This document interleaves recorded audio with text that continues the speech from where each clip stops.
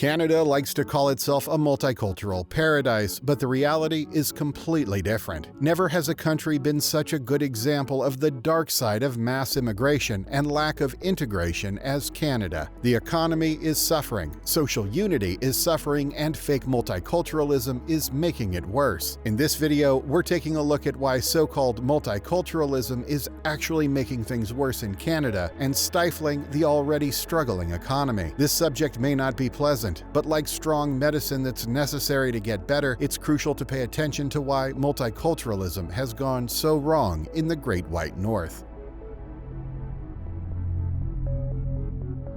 First, let's establish something very basic. The issue is not about race. This is about culture and national identity. This is about bringing in people from every corner of the world and expecting everything to magically work out and every culture to mix and get along. Reality doesn't work that way. Not at all. Let's be frank, the multicult is sabotaging Canada's potential and making every area of society more confusing, disappointing, and stressful. Let's look at it on the economic level. Canada just can't keep bringing in endless waves of immigrants if it wants to keep having a functional healthcare system and places to live. The multiculturalism policy in Canada was officially embraced during Pierre Trudeau's tenure as Prime Minister in the late 1970s to 1980s and was formally enshrined into law as the Canadian Multiculturalism Act of 1988, alongside Section 27 of the Canadian Charter of Rights and Freedoms, administered by the Department of Canadian Heritage. Since that time, Canada is increasingly evolving into an us versus them scenario, where each group pursues its own interests. Initiatives like M103, which seeks to criminalize criticism of Islam, appears to prioritize one group's interests over others, fostering resentment and division. Moreover, the failure to integrate Middle Eastern and African refugees into Canadian society highlights the shortcomings of multicultural policies. Lack of language skills and job opportunities exacerbate many refugees' dependency on welfare, hindering their integration.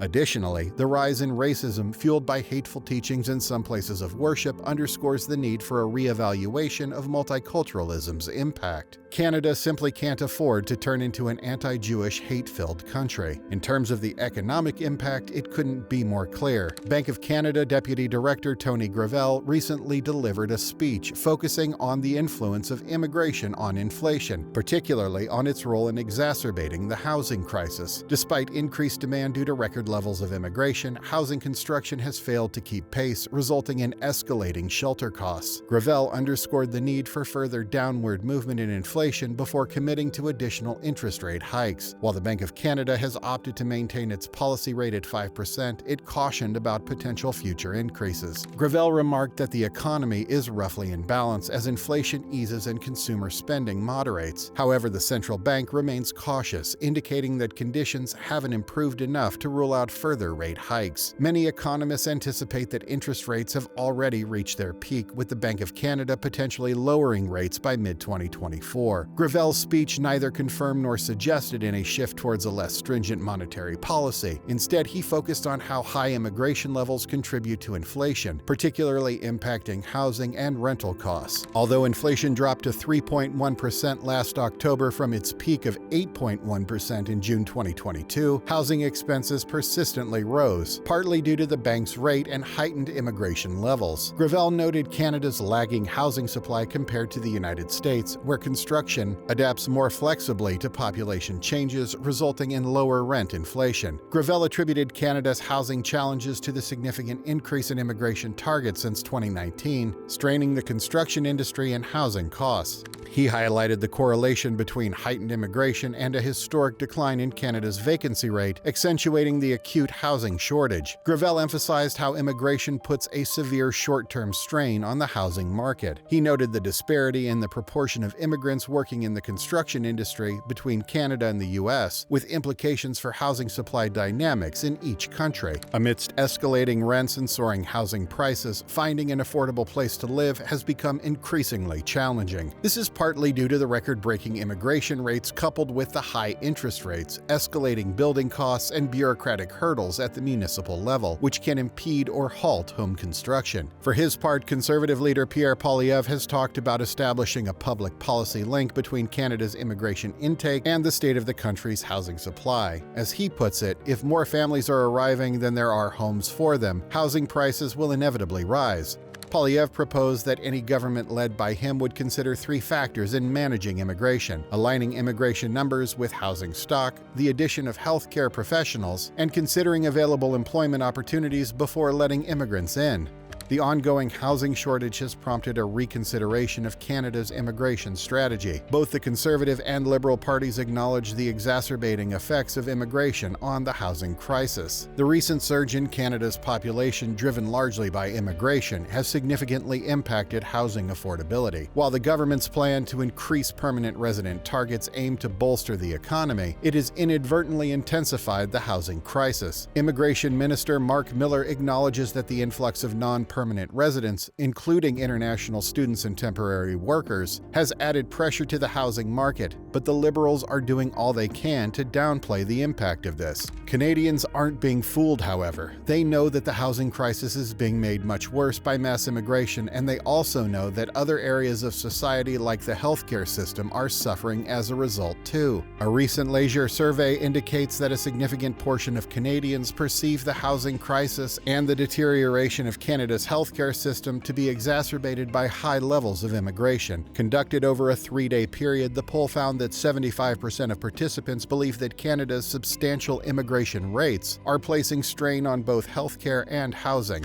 Moreover, nearly 2/3, or 63% of respondents, expressed concerns about the impact of increased immigration on the country's education systems. Despite these apprehensions, the survey also highlighted positive sentiments towards immigration, with approximately 75% of respondents acknowledging its role in fostering cultural diversity. Furthermore, a majority, 63%, recognize the potential benefits of young immigrants in bolstering the workforce and contributing to the tax base, which can subsequently support older generations. The online survey, which garnered responses from 1,529 individuals, lacks a margin of error due to the non-random nature of online polling. Nevertheless, it underscores the mixed emotions Canadians harbor regarding immigration's effects on the nation, particularly amidst ongoing challenges related to affordability and public service access. Notably, there's been a shift in public sentiment as evidenced by a decrease in the desire for increased immigration compared to a similar poll conducted in March 2022. The proportion of Canadians advocating for reduced immigration has risen, reflecting growing associations between immigration and issues such as affordable housing. Christian Bourque, Leger's executive vice president, observed that the country's demographic landscape and prevailing concerns have evolved since the onset of the pandemic. Ottawa's immigration policies, particularly the escalating targets and influx of temporary residents, have faced heightened scrutiny. The Trudeau government's argument for higher immigration targets to address labor shortages stemming from an aging population has been met with skepticism, especially considering findings indicating immigration's contribution to the housing gap. Despite these concerns, the Trudeau administration remains committed to its immigration targets, emphasizing the imperative of filling labor gaps and addressing housing shortages. However, Leger's polling data on federal voting intentions suggests waning support for the Liberals, with the Conservatives holding a significant lead.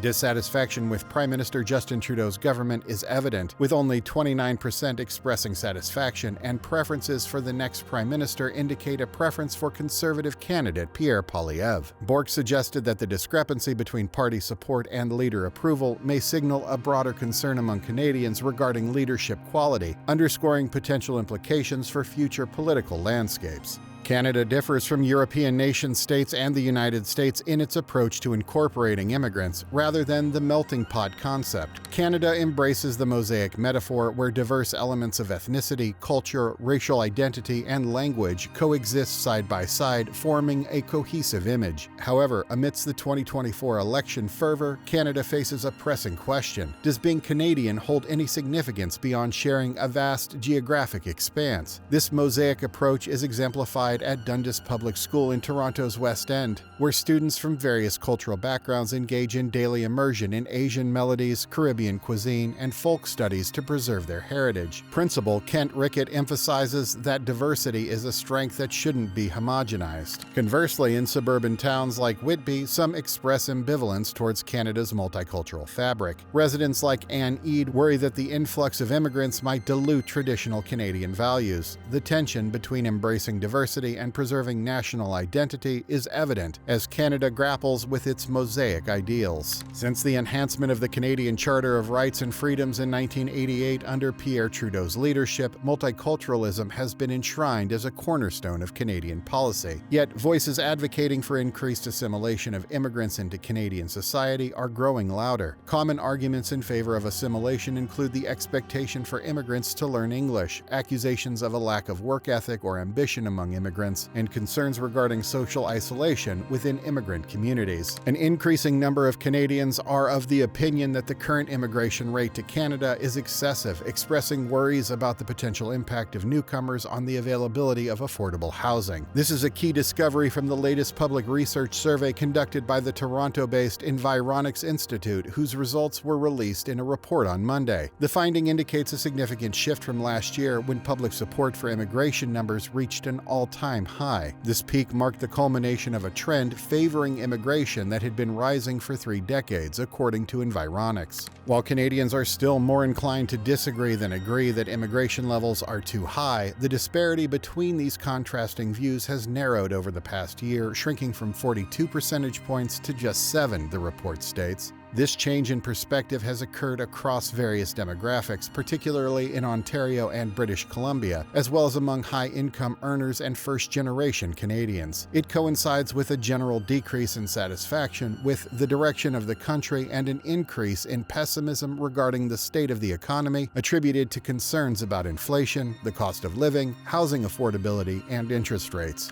Recent polling by Nanos Research corroborates these findings. In October of last year, the firm revealed that housing had become the second most significant concern among Canadian voters, closely following inflation. Nanos' September survey indicates that the proportion of Canadians advocating for reduced immigration had risen from 40% in 2020 to 53% by September. Against the backdrop of this evolving public sentiment, Canada surpassed a population milestone in 2023, reaching over 40 million people. The country's population increased by more than 1 million in 2022, with Statistics Canada reporting that 98% of this growth stemmed from net international migration. Amidst this growth, coupled with what many experts have labeled a housing crisis, the federal government is grappling with the sustainability of its current immigration targets. It's clear that far too many immigrants are coming into Canada than it can handle. Justin Trudeau's extremist ideology of bringing in 500,000 immigrants per year is making Canada's housing shortage far worse and inflating prices even higher than they already are. It's not as if immigrants have it so good in Canada anyway. That's just a fairy tale Justin Trudeau tells himself to help sleep well when he takes off his rainbow socks at night. The reality is far different. Canada has had it with liberal lies. They've had an earful, and now is the time for reality. And the reality is that Canada and the Western world as a whole is waking up. Enough is enough. No more fake multiculturalism. No more mass immigration. No more putting their own country last and ending up with nowhere to live. If you like this video and want to learn more about what's really going on in Canada, check out this video here. And if this video brought value to you today, please consider liking, subscribing, and sharing the video. Thanks for watching.